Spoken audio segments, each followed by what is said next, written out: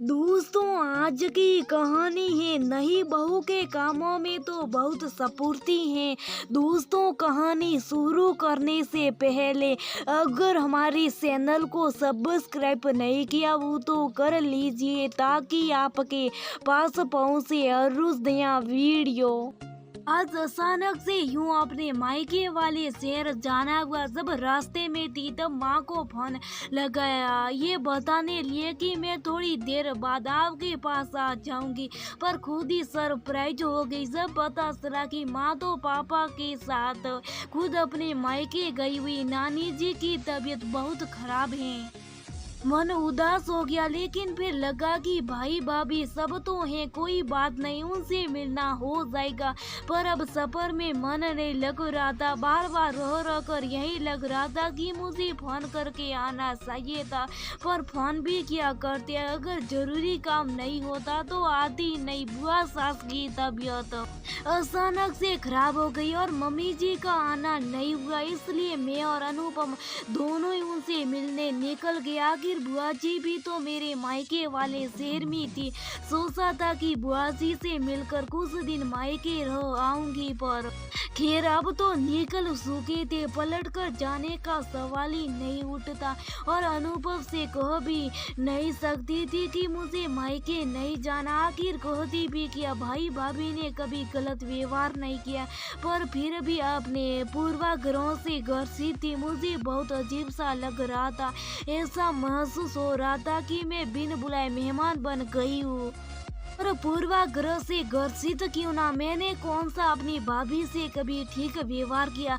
हमेशा तो उन्हें अपने से कमतर माना। इसी उधेड़ बुन में थी कि पता नहीं भाई भाभी क्या सोचेंगे, माँ पापा तो है नहीं, पता नहीं मेरे साथ कैसा व्यवहार करेंगे, पर अब कुछ नहीं कर सकते थे।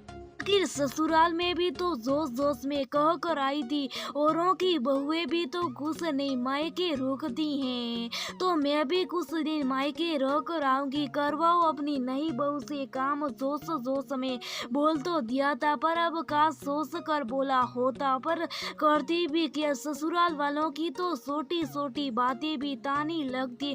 उसी दिन जब सामा ने नहीं देवरानी के लिए कहा नई बहू के कामों में बहुत सपूर्ती हैं, पता नहीं क्यों बर्दाश्त नहीं कर पाई और जोश जोश में कुछ दिन मायके रहने की बात कह कर आ गई। पर इस बार सासू माँ ने ना रोका, क्योंकि अब तो उनके पास काम करने के लिए नई बहू आ चुकी थी, तो भला क्यों रोकती, क्योंकि अब मेरे नखरे उठाती। पर पता नहीं क्यों देवरानी आने के बाद दिल में डर बैठ गया कि अब अपनी जगह संभाल कर रखनी होगी। खैर पूरे रास्ते यही उधेड़ बुन चलती रही और मुझे कब नींद आएगी पता नहीं चला। जब नींद खुली तो ट्रेन स्टेशन पर लग चुकी थी। अब दोनों ने अपना सामान लिया और ऑटो पकड़कर बुआ जी के घर की तरफ रवाना हो गए। सुबह से शाम तक हम लोग बुआ जी के घर पर ही रहे और उसके बाद मेरे मायके रवाना हो गए। वहां पहुंचे तो भाभी और दोनों बच्चे थे।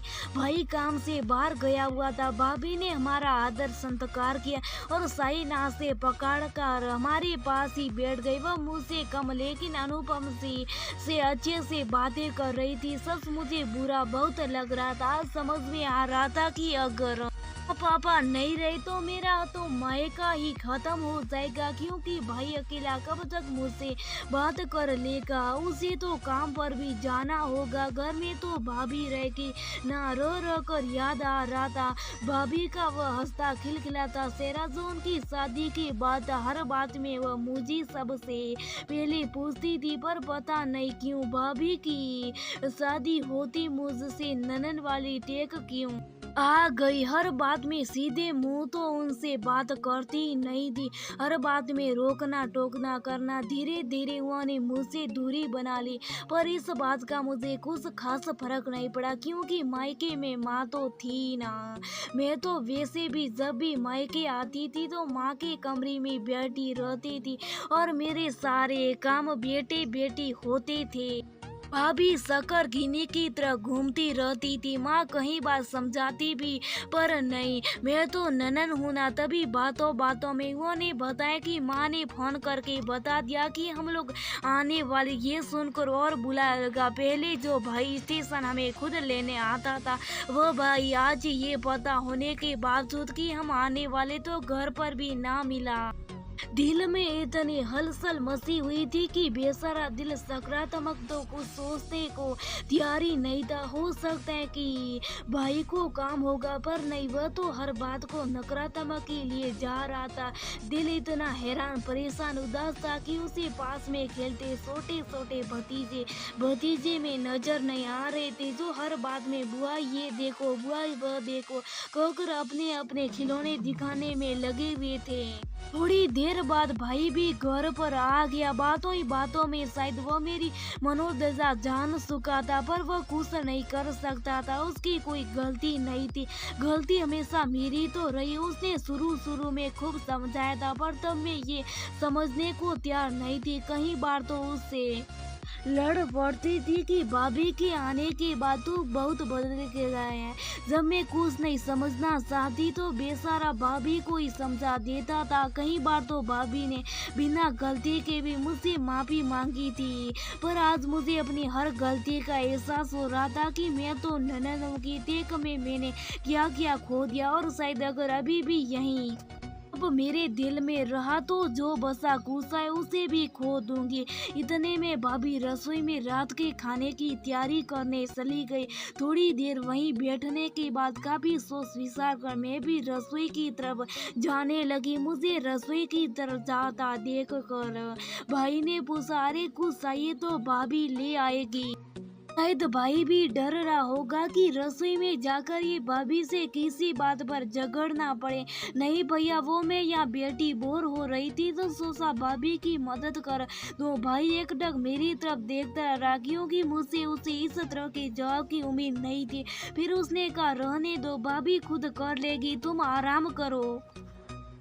शायद अब भाई को भी मेरे ऊपर भरोसा नहीं था, क्योंकि कभी ऐसा नहीं हुआ कि मैंने भाभी की मदद की। उल्टा एक दो बार भाभी ने मदद के लिए कहा था तो उसके लिए मैंने घर में काफी हंगामा किया था। फिर मैंने हिम्मत करके कहा, कोई बात नहीं भैया, कुछ मदद ना सही तो भाभी सी बातें कर लूंगी।